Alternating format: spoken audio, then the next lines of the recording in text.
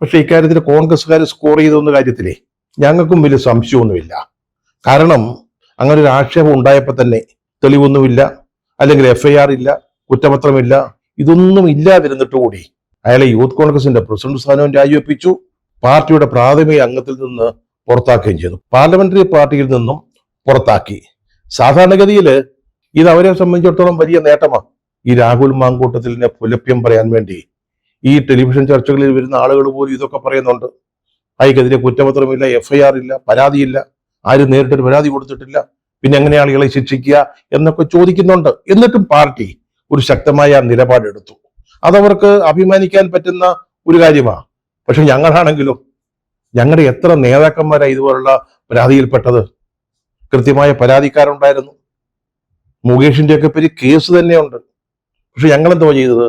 ഈ richer scale കൊണ്ടുവന്നിട്ട് അതിന്റെ തീവ്രത അളന്നു. അപ്പോ തീവ്രത കുറഞ്ഞ പീഡനമാണെന്ന് ഞങ്ങൾക്ക് മനസ്സിലായി. അതൊക്കെ നമുക്ക് ക്ഷമിക്കാവുന്നതേ ഉള്ളൂ.